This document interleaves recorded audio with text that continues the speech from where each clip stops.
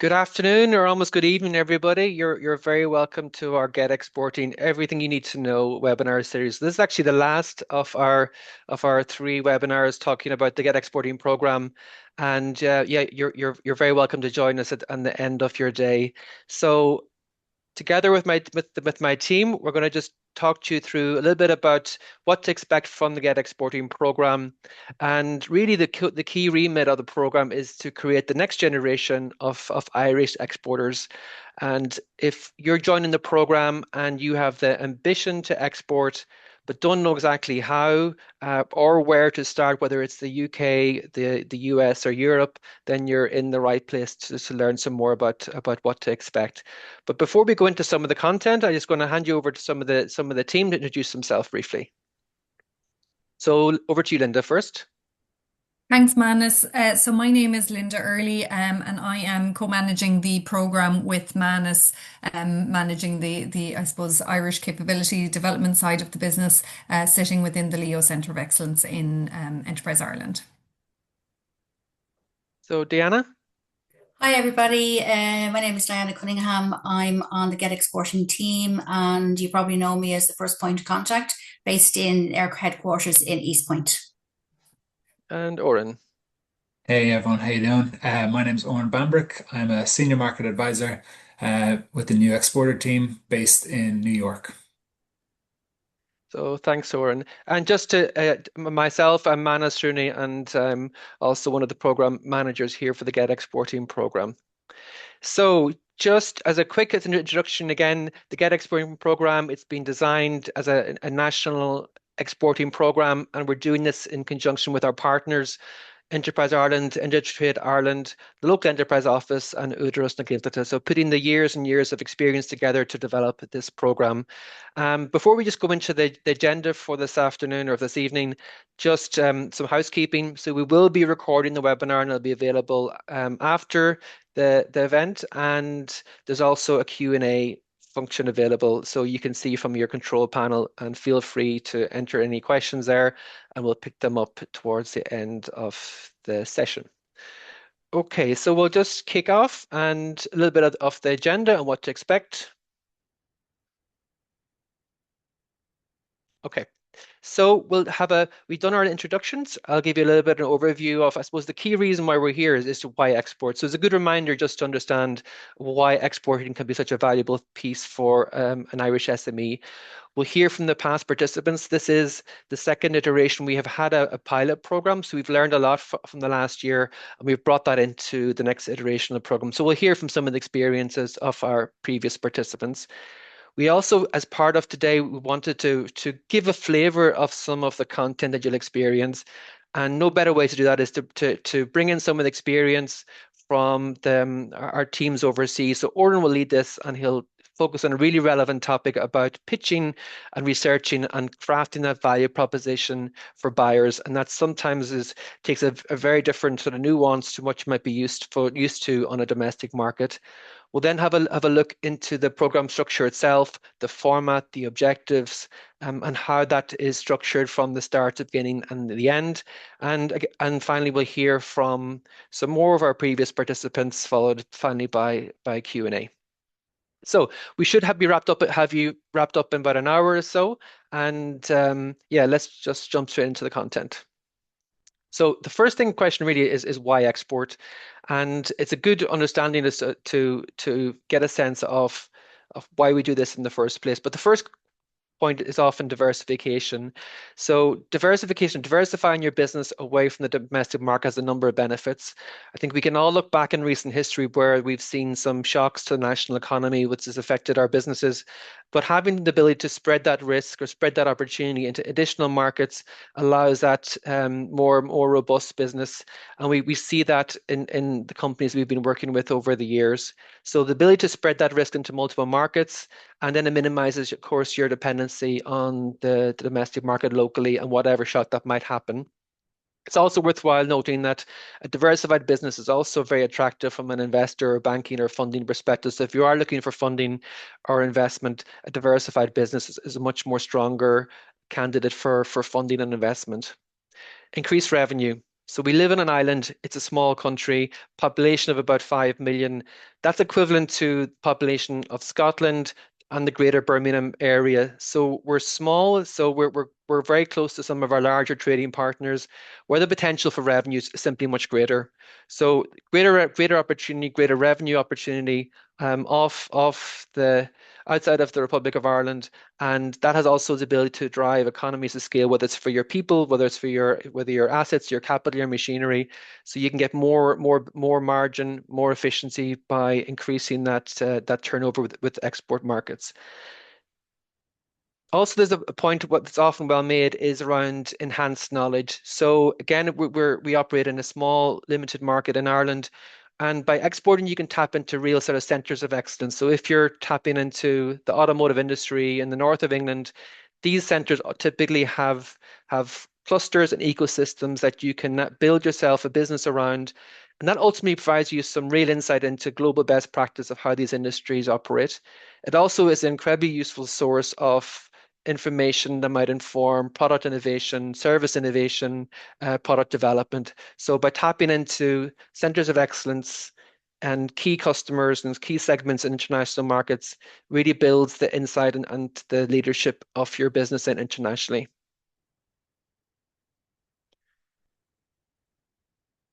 Oh. So last point is competitiveness. So again, it's tightly linked to the point around diversification. But having a diversified business also builds your competitiveness. You have that expertise overseas. You're testing yourself against peers in international market, and it raises the standards inside your business. So it protects you against threats both domestically and internationally, and also increases your market share, builds your market position, and moves you further up that sort of value chain, that service value chain. So that's some of the key points around exporting.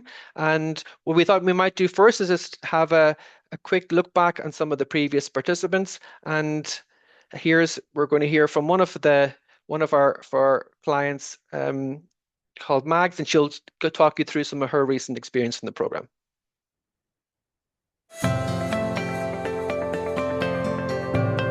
I'm Mags, and I'm the owner, founder, creative director of Ms. Rio Bridal. Ms. Rio is an alternative bridal brand that gives women empowerment and freedom to wear whatever they want for their wedding day, to abandon societal expectations of what a bride should look like and really follow their heart. I heard about the Get Exporting program through my local enterprise office.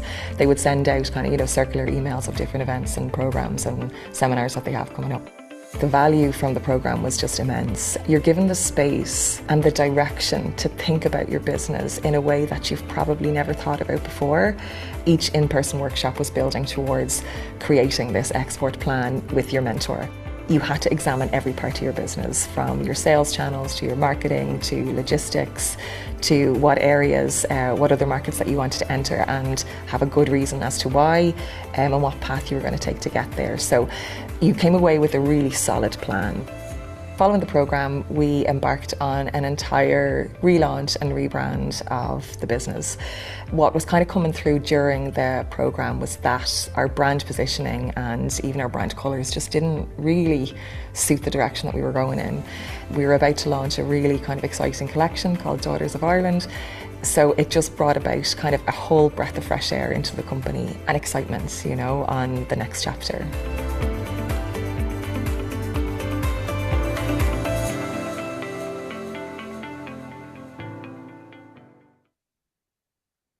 So I think one of the key takeaways from Mags and Miss Rio Bridal, and you got a sense of there from the video, is that the program give entrepreneurs the space to sort of step away from their domestic business and have a real look and a fresh look at how they can bring that business internationally. So given that space and structure and freedom, and of course the mentoring around that to make those choices, particularly for businesses who have a domestic business and they're looking to obviously keep things going domestically, pay those bills, but the program give you that space to take the time out of the day to look at that internationalization piece. So we'll hear from more candidates later on in the session. So what we might do now is I'll hand you over to my colleague Oran, and we thought we'd do with this is again to show you or illustrate the kind of practical nature of the program. So there is a piece of theory, but ultimately what we want to get out of this is to get across the practical skills that is needed to export. So this is about the how of exporting and what markets to focus on. But Oran's going to take you through example of some of the journey that you'll go on, and we're looking specifically here at pitching and researching that buyer proposition, particularly because can often be quite a unique proposition. You have understanding of your domestic market, your domestic customer, but there's often nuances in international markets. So Oren's going to take us through an example of that and building on his experience in the US market. So Oren, I'm happy to hand it over to you, and just let me know whenever you want me to change the slides and I can look after it from here. Will do. Thanks very much, Manus. And thanks for having me, everyone. As Manus said, I'll touch today, I'll sort of just scratch the surface around, as Manus noted, really US buyer expectations and how to craft that value proposition so you're making an impactful introduction, whether it's the initial email you sent, the initial LinkedIn outreach, just understanding how you portray your value to an international buyer. So we'll talk, as I said, we'll just scratch the surface today, but hopefully by the end of the session, we'll have a feel of how we validate our own value proposition, at least a validating sentence. So if you want to switch to the next slide, please, Manus. Thanks so much.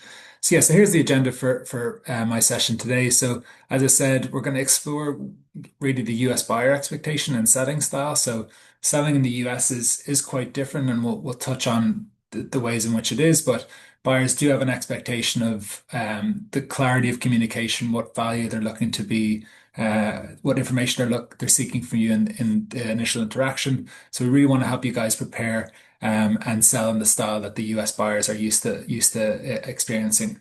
Then we'll talk a little bit about how we actually portray that value. So how are you measuring and portraying the value that you want to showcase to international buyers? And then at the end, we'll do a very quick little exercise, just crafting a compelling value proposition. And we'll actually just do one sentence. It's something you guys can do at home very easily, but gets you thinking in terms of how can we clearly and concisely communicate our value, which is, again, very important in an international setting. So next slide, please, Manus. So just to very quickly give you a quick bio on myself, because I've actually been in a lot of your shoes around 12 years ago. So we had started a business in Ireland, and we quickly identified that the US market was very important to the growth of our business. So this time around 12 or 13 years ago, I was starting to craft my value proposition for the US and starting to reach out to US buyers and having some success and some failures, but through iteration and through practice, sort of managed to adapt to the US. So around 12 years ago, I landed in New York with our startup, opened our first US offices and won our first US customers. And within 18 months, around 90% of our sales were coming to the US. So I say that more to underline the opportunity, how pivotal it was for our business. We were in the sports technology space, and sports in the US is just so massive. So the market really was too small in Ireland, and we had to go to the US to expand the business.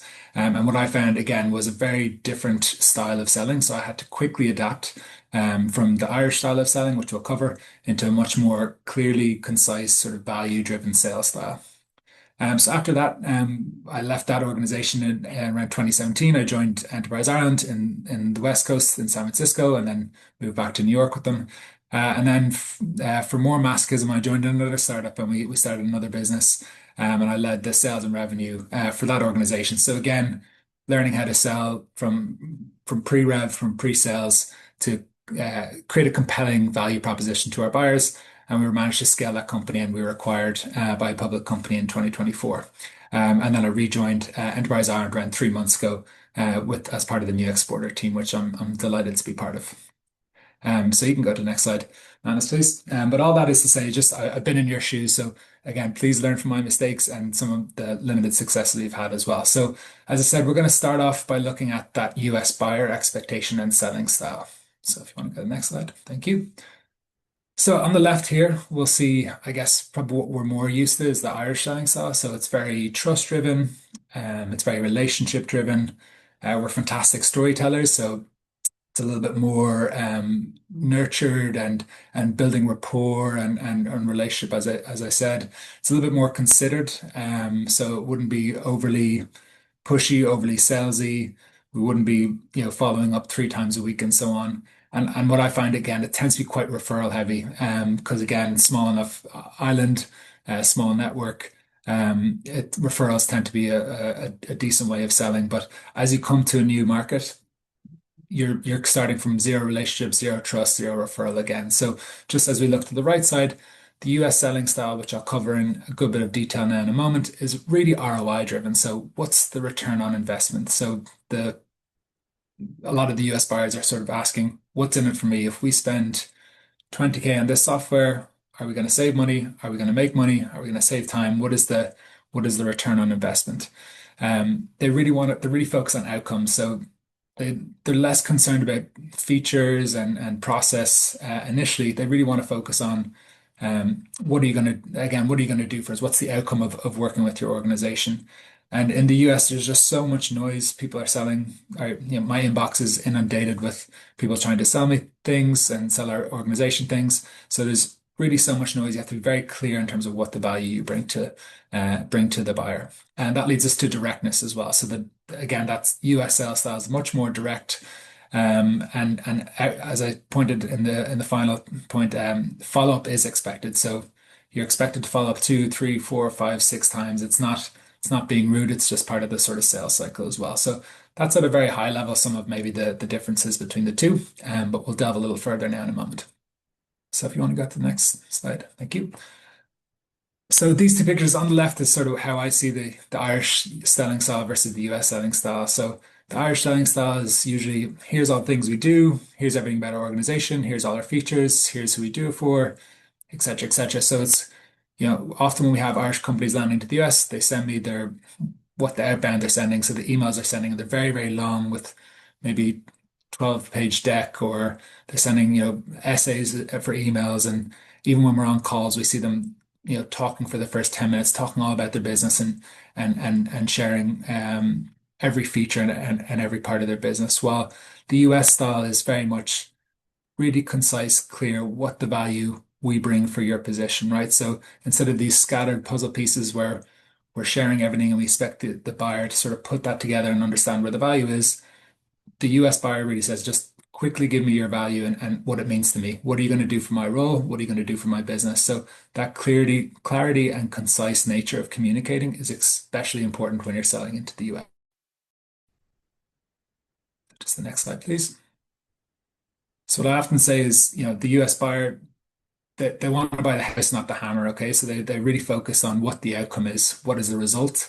Is this going to make me money? Is this going to save me money? Is this going to save me time? Is it going to streamline my processes? And we'll get to the hammer in a moment in terms of how we get there. But again, they're really, really results driven, really value and ROI driven, where sometimes in Ireland and in other startups, international startups as well, we're a little bit more focused on here's how we do it, here's the process, etc., etc., which the US buyer will want to get to eventually. But for that very first interaction, they really want to be focused on what the value is that is brought. Next slide, please, Manus.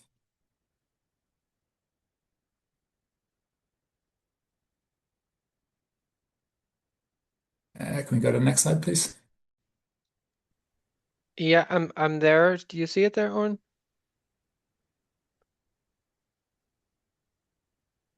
There we go. So I'll take you a little bit through now in terms of how we actually craft that message. Oh, yeah, okay, Manus, can you hear me? Okay, yeah. Sorry. Yeah, all good. Oh, good. Sorry, I think my internet might have dropped. Apologies. So yeah, so what I'm going to walk through now is really measuring and portraying that value as well. So how do we put together that value proposition for an international buyer? So I want to go to the next slide, please.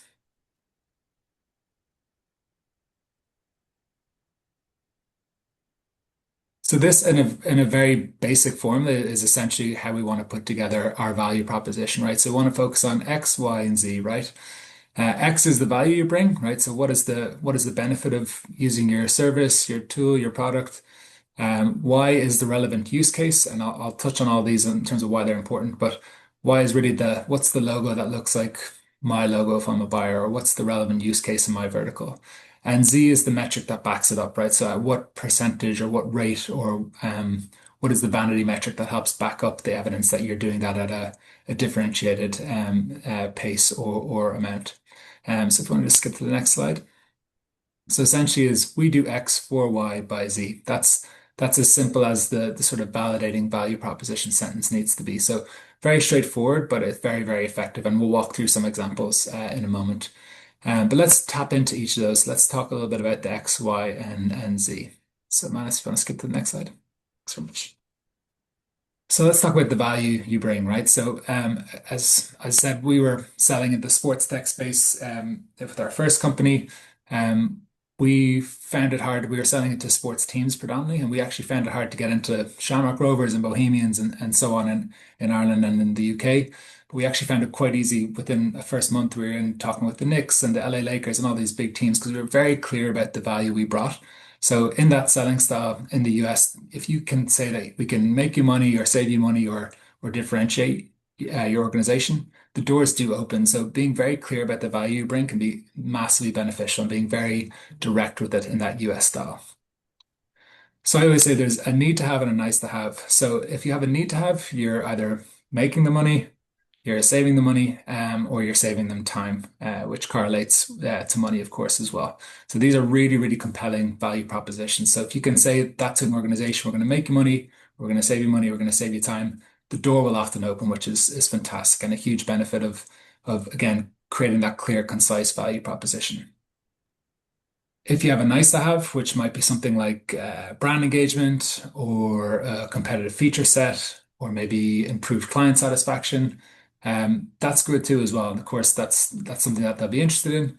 But see if you can turn that nice to have into a need to have. And that was always where our mindset was we often felt we had a nice to have, but how can we create that nice to have as a need to have? So you can turn a nice into a need if you can correlate and measure significant value. So how does that brand engagement turn into money making? How does that competitive feature set maybe save you money or save you time as well? So just always try to be thinking about what's the need to have, what is the value we're bringing to the organization we're selling to?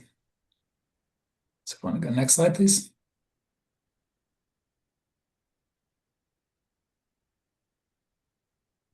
Yeah, so why is the relevant use case? So this is a really important piece when selling into the US and kind of the toughest first hurdle to clear, right? So do you have a logo that is relevant or proxy to the company you're selling to, right? So what's the relevant use case? So, even if you're selling to maybe AIB or if you're working with Super Value or if you're working with even like Donegal GA or something like that, all great logos and all great customers in Ireland, but doesn't really quite translate into the US. So if you're able to find maybe a logo or a company that is in their relevant industry, that helps you seem de-risked. So when a buyer is looking at your company, they might see, okay, you're a foreign company and you're also a smaller company. To them, that's kind of double dip risk, right? So if you can show them that you work with a logo that's in their industry, preferably that they recognize and is maybe American or is international, that smooths over some of that risk and it builds that trust as well. So why it's relevant is, really if you're selling to, say, the auto industry or if you're selling to the retail industry and you're selling to other verticals outside that, they might question like, do you understand my vertical's pain? Do you understand the nuanced pieces of operating in this vertical? So by being able to have a logo or a use case in that vertical really helps build that trust. And it shows that you have, reps in that space, they understand that nuanced pain. So all this, as I said, leads to lower risk and higher relevance, which is really what we want to portray to the buyer, that we understand the value we bring to their vertical and to their industry as well. And just the last one now. So Z is the metric that backs it up. So I heard this just last week. We were in with the Irish client in with Deloitte Digital, and our Irish client was sort of discussing what they do. And the US buyer interrupted and said, look, that's all great, but what's in it for us? And that's unfortunately very candid, direct thing we hear quite often in the US is sort of how much are you moving the needle? There's usually in the US, there's plenty of competitors in the space. So how are you differentiating? How are you measuring the value you bring as well? So often what we talk about, the X and the Y, a lot of companies can tell me that they do X for Y, so they do streamline software, streamline payroll software for retailers.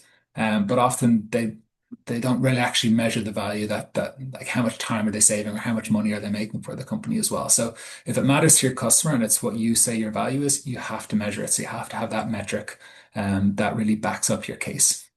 And again, this leads to lower risk and higher relevance. That's really what we want to helps us get in the door with these buyers is being super relevant, low risk, and understanding their pain as well.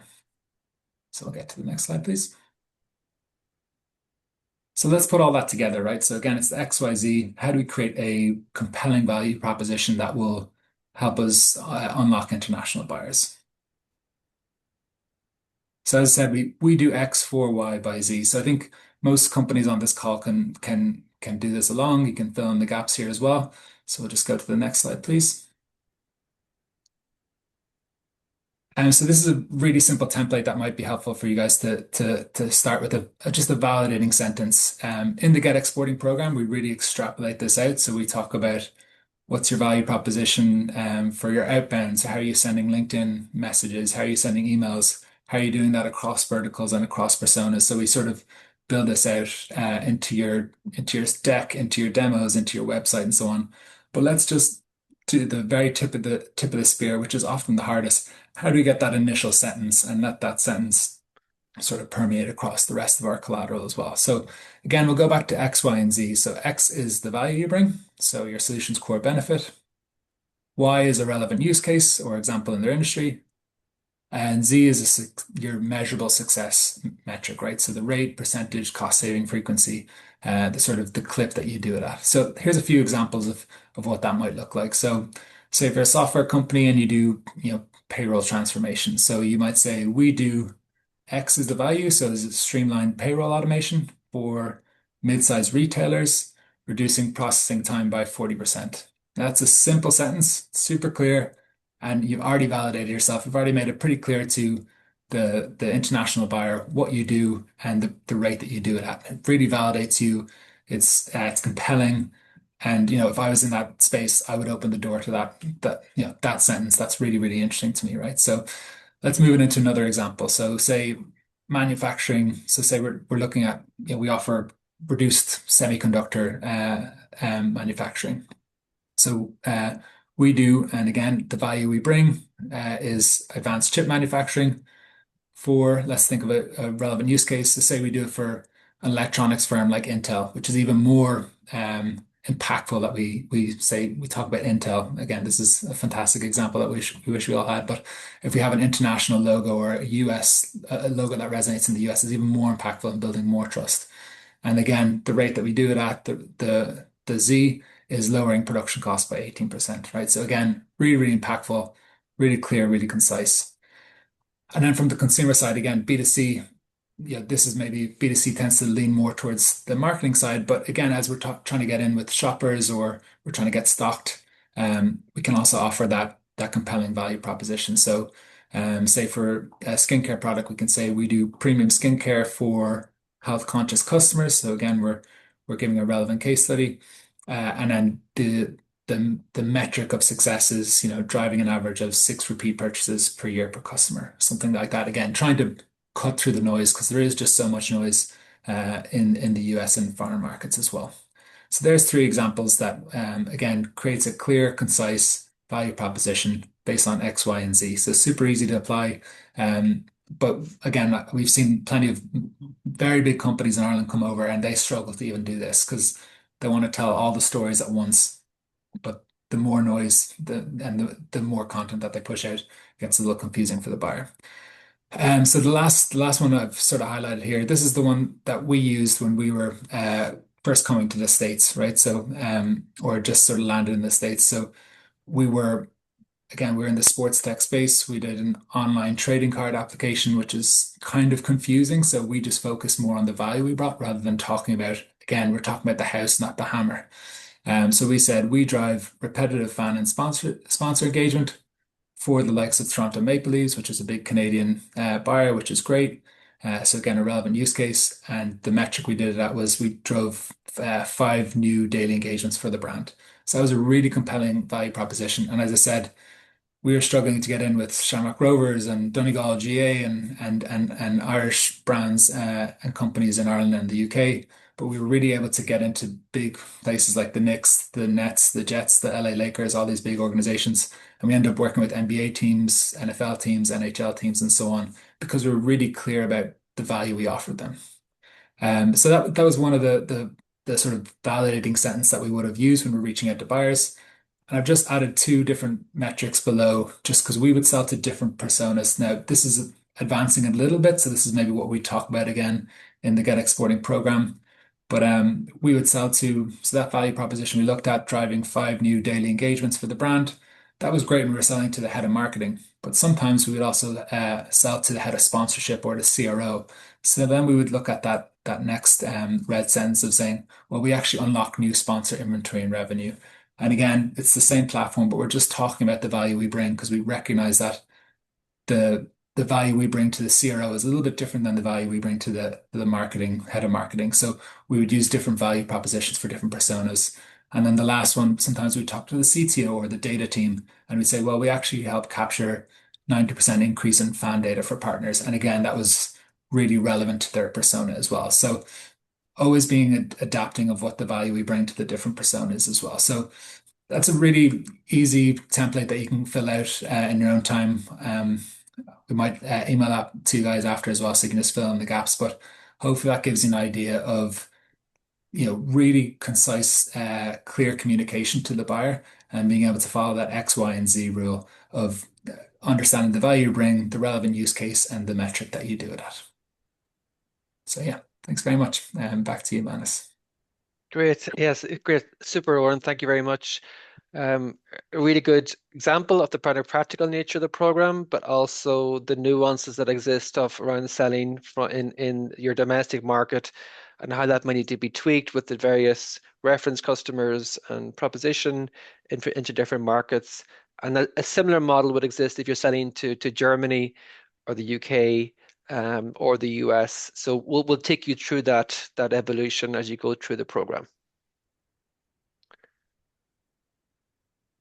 So the next part of the session is we'll walk you through a little bit more the program overview, what the structure of it is and the format. So for this, then I'm going to hand over to my colleague Linda. Thanks, Manus, and thanks, Oran, for taking us through, I suppose, a sample of what would be covered off in the programme. You make it sound maybe a little bit easier than some of the companies who participated in the pilot would have experienced. But I suppose the positive of the program is that it supports companies in refining that value proposition and stress testing it before you're sitting in front of a buyer and they may cut you halfway through your articulation of that. So I'm going to take you through what the program what I suppose the objectives are and what you can experience and what you can anticipate as part of the structure of the program, how long it will take, etc.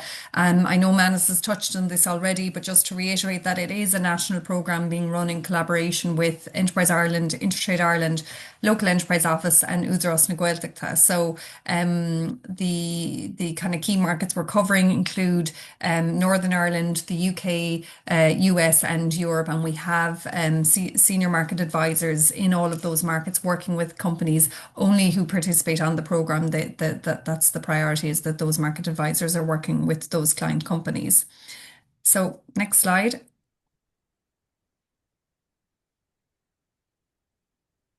Great. So in terms of the program objectives, I suppose the feedback we've got from a lot of companies around exporting and that exporting journey is that it can be quite daunting. So the program is targeted at companies who haven't started their export journey or who are very early stage exporting and might have one or two small reference clients or a kind of organic follow through a client who may be a domestic customer and who has a business in the UK. And so the program has been designed to build the capabilities, skills, and confidence of those early stage businesses to build their business and scale in an export market. The key objectives are, I suppose, simplifying and fast tracking your export journey. So taking the experience of the team here today and the wider third party consultancy company that will support us on program delivery, bringing all of that expertise so we can advance you at a faster pace than maybe trying to go that journey on your own. Assessing your business and the team's export readiness is a critical part of that journey. So we work with each of the companies on the program to understand how far advanced are you on your export journey? Have you an export plan already in place, and can we stress test that? Or how I suppose resilient is the team in terms of building the capacity of the domestic business to be able to absorb the operational resources and the financial resources that exporting takes. And so we'll work with you to understand your team and the business's team's business export readiness. We'll provide a structured export journey for you, providing you with tools and templates and webinars, etc. But it is supported with tailored one-to-one guidance. So each of the companies that participate in the program will get that one-to-one guidance to support, I suppose, critical challenges that you individually face, so that you're getting the right support along your journey. We will support with key market selection, and this is based on those in-market insights. So taking the learning and the insights from the overseas teams and from our own experiences, and ensuring that you choose the right market for you at the right time based on the resource and capacity that you have within your business. And the output of the overall program is the delivery of a practical action-oriented export plan. So we don't want this to be another plan on the shelf and kind of lots of paragraphs of information. It's very much an action-oriented plan with a 30, 60, 90-day plan at the end of this to understand what exactly are you going to do, who's going to do what, how is it going to be funded, and what supports you need to implement and enable that. And that is a critical output of the program delivery. So next slide, please, Manus. So the program, in terms of its design, is broken up into 3 stages as such, with kind of 2 stages divided out under the export skills and capability development. So the first phase is around that export readiness and addressing and assessing your company's export readiness. How suitable is your business or your product or service offering to the export market? What is your ambition? And I suppose the fact that you're here on the call this evening, at this hour of the evening, is demonstrating your ambition to really scale and drive that business from an export agenda perspective. We will conduct a gap analysis looking at key strategic pillars within your business. So looking at your finances, looking at your team and resources, looking at your operational capacity to understand if you secured a large sale in the UK or in the US, have you got the capacity to fulfill that order without cannibalizing on your domestic business in the home market? So we want to ensure that the business is ready, that you're not impacting on your domestic business in favor of an export agenda, I suppose. So at the end of the export readiness, each of the companies will get a report that we will share with you, and that will determine where you advance to within that export skills and capability development phase, if you are ready for that phase. So the export skills and capability development phase of the program is broken into 2 phases as such. The export start looks at a high level, how do we support you in choosing the right market for your business and for your product or service? And that includes looking at what's the best route to market for your business. How does that impact pricing? So what is your margin, in the domestic market? And when you add the freight and customs or any additional charges that need to be built into your pricing model, can you withhold the cost, I suppose, in the business to sell into those UK or overseas markets?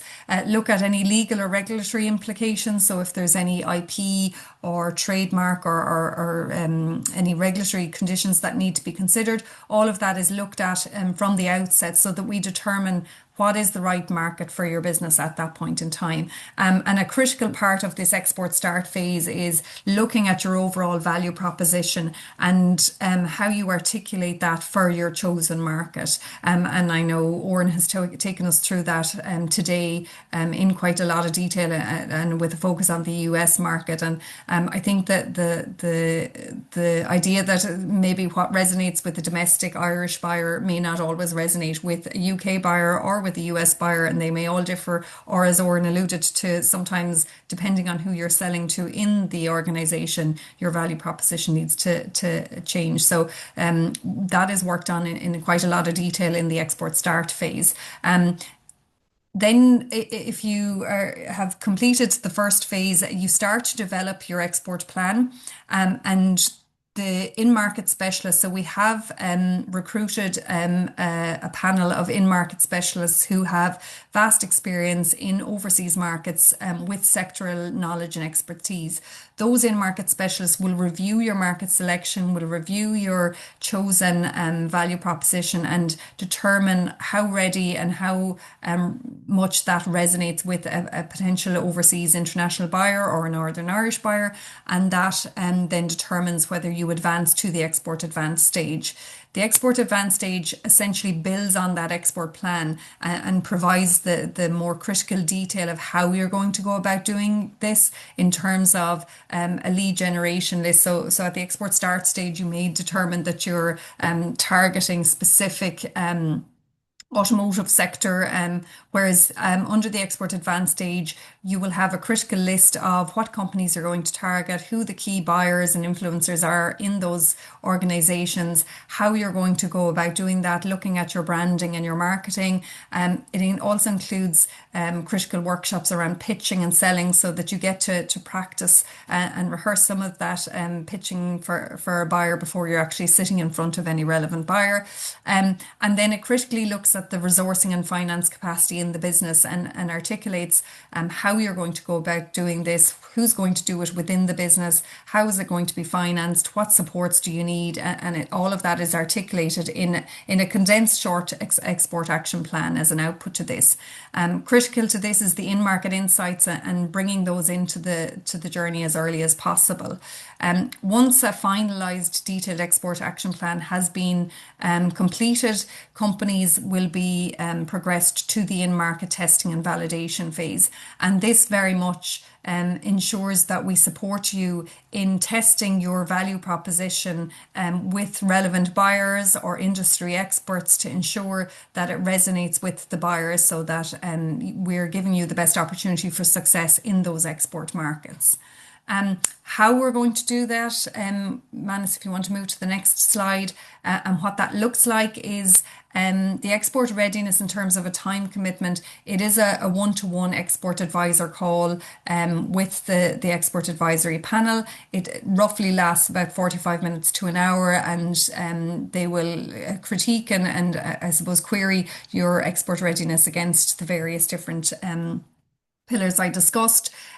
For those that advance on to the export start phase, this is somewhat self-serve in the sense that there are pre-recorded webinars that cover topics including legal and regulatory, pricing. It provides tools and templates including pricing templates, export plan templates, market selection templates, and how you can best choose the right market and what criteria you should use to determine those markets. And ultimately, you're appointed a one-to-one export advisor that will support you in querying, I suppose, any of the topics that are covered in those webinars. That one-to-one export advisor is with you throughout the journey. So they start with you at the export start phase and work with you through to the in-market testing and validation phase.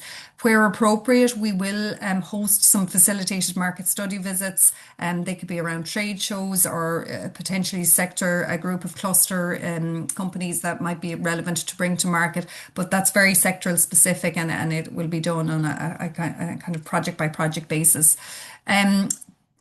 Those that I suppose get validated by the in-market specialist panel and are determined that the initial export plan is ready to stress test and go into more detail, they will advance to the export advanced stage. This is a blend of in-person workshops that cover those pitching workshops, negotiation skills workshops.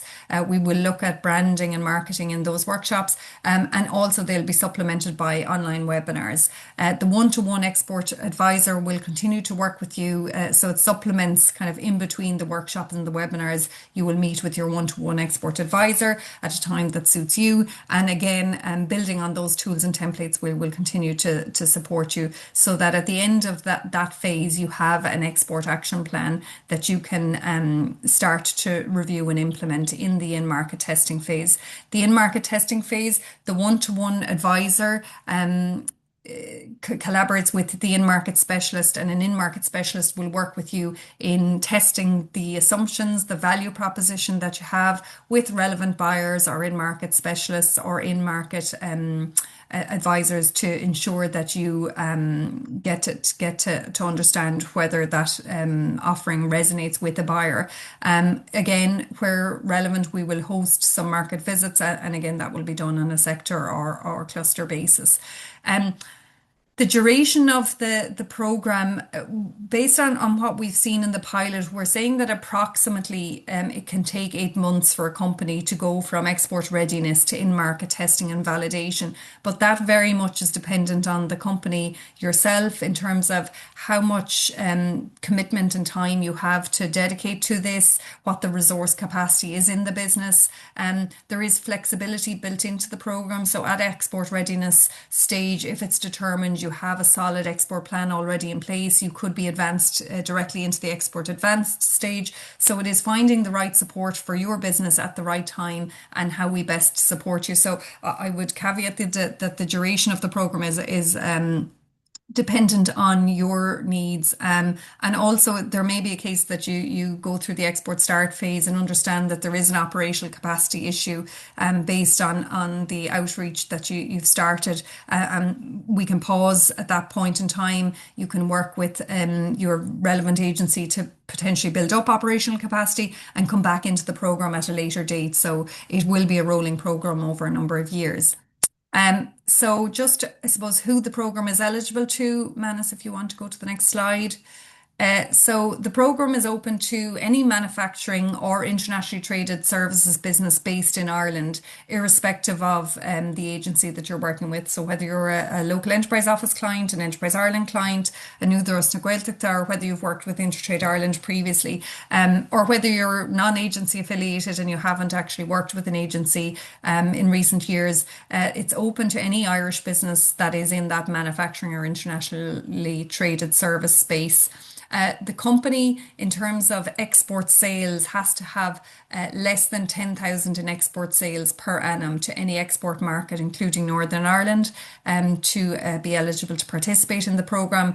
And currently the programme doesn't extend to the food and drink business. So Board Bia run their own separate accelerated export growth programme, and food and drink businesses are guided to that programme where relevant. I think, Manus, I might move to the next slide. One of the companies who participate on the program, just to give a little bit more context, I suppose, an engineering company, PEMCAS, who are based in the Midwest. Ed Murnan is an Enterprise Ireland client that participated in the pilot phase, and he's sharing his experience of the program and the key learnings from his perspective.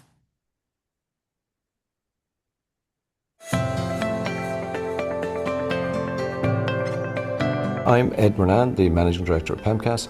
We're an architectural and engineering firm based in Limerick. The Get Exporting programme was run over multiple face-to-face sessions. It involved quite a number of companies, I'd say maybe 25 or 30 other organisations that were travelling the same path.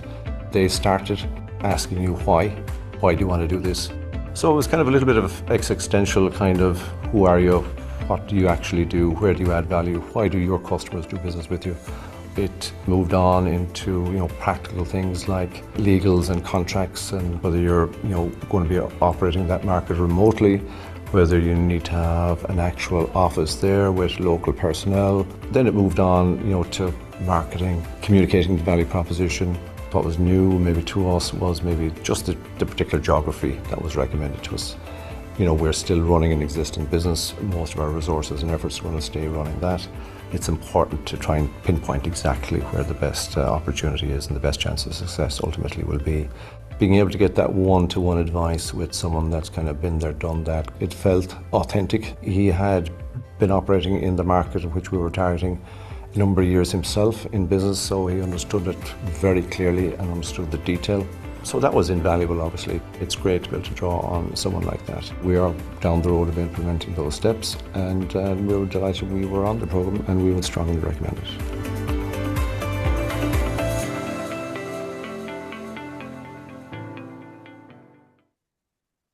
Great. So that's Ed's perspective. I think it's interesting to be challenged on why you're looking to export, and that was a key learning for them in terms of why do they want to do this, how will it impact their domestic business, and how does, I suppose, how do you maintain that domestic business whilst looking at a new market, and what's the best new market for you to consider in the context of managing overall operational capacity and resource in that sense. I'm going to hand you back over to Manus, and he'll just talk you through how you apply to register your interest in the programme, and we're open to any questions and answers. I'm conscious at the time of the evening people may want to finish up, but always open to any questions, and feel free to pop them into the Q&A.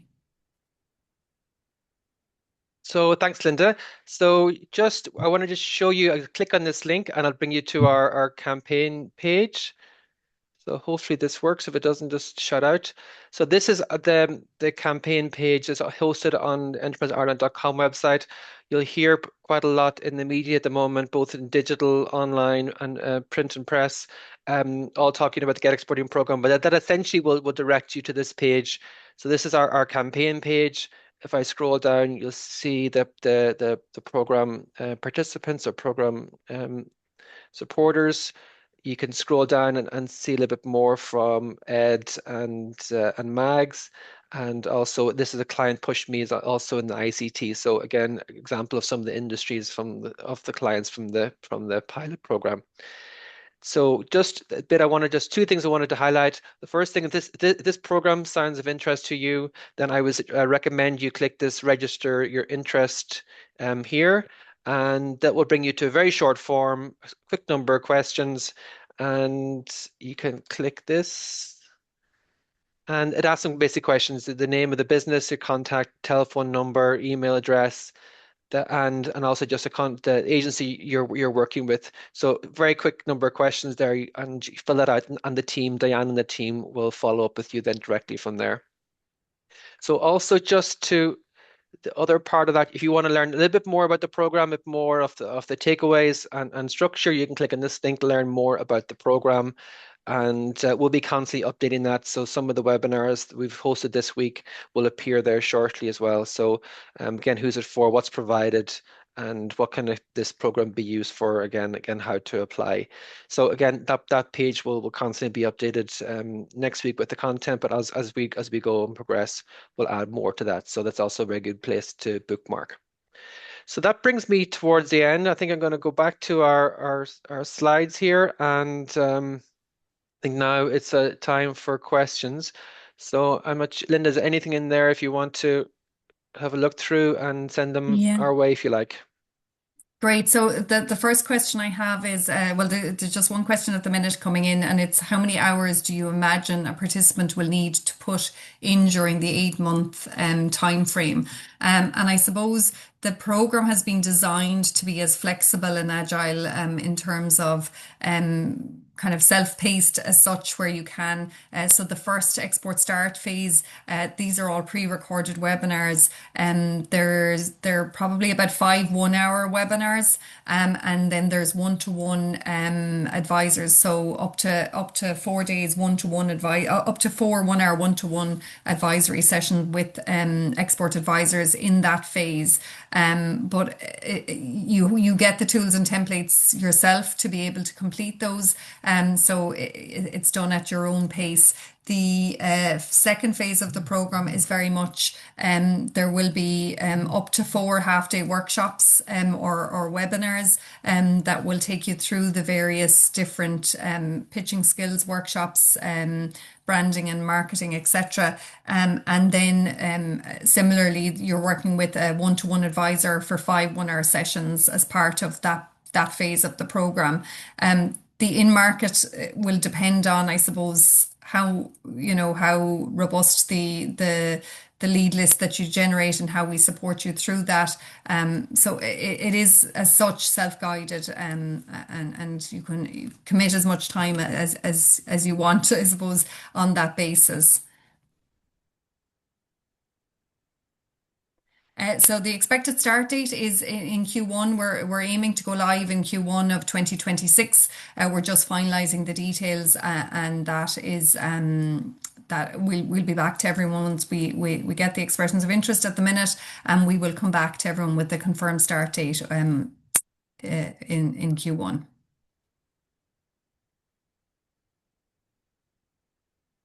So maybe I have a question for Oran if you want to come back on. Is as what you talked, Oran, there very much about the selling style and need to be direct. Does that also mean that the buyers are also direct in their feedback? That you very quickly get the feedback of what's good or what isn't good, which can also be a benefit. The Irish tend to think everything's very interesting, but means little or nothing in the end. But what is the feedback then from the buyer? What can you expect? Yeah, you'll be told quite directly, like they expect a direct selling style, and they'll also give fairly direct feedback. So again, this is not just for companies exporting for the first time. We've seen large companies also struggle with this. So I was on a call with a large Irish company and they were going through a pitch, and around 10 minutes into that pitch, the buyer said, "You haven't showed me a relevant use case that's in my vertical, and you're telling me all these features. What do you actually do for me?" And he said, "Look, I'm going to end this call until you guys recreate this deck and bring me back." And that's an Irish company doing around 15, 20 million, so like they're not short of resources or sales skills either. So that's how direct it can be. Calls will stop. As I always say, it's a little bit easier sometimes to get in the door in the US, but it's the door stays open for a very brief period. So they'll be very direct if they're not getting what they want in the true American style.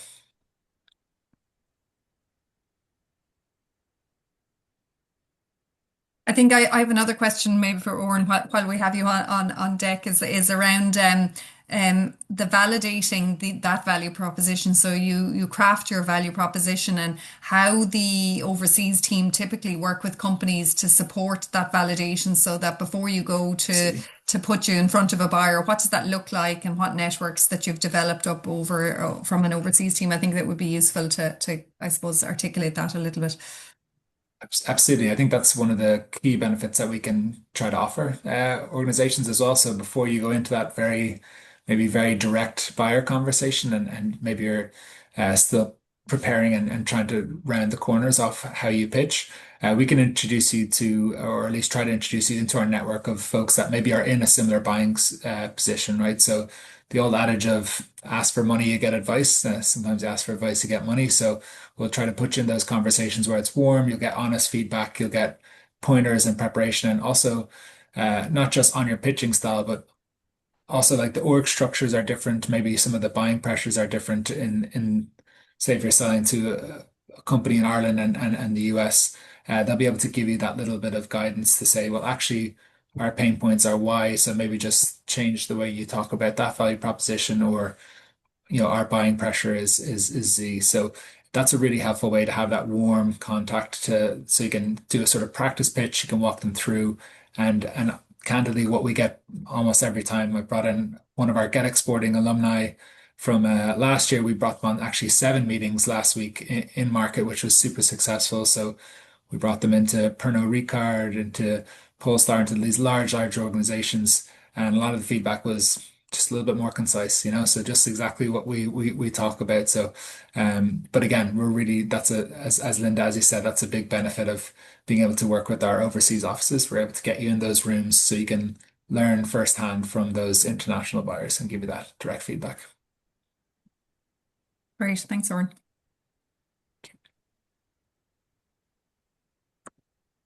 Great.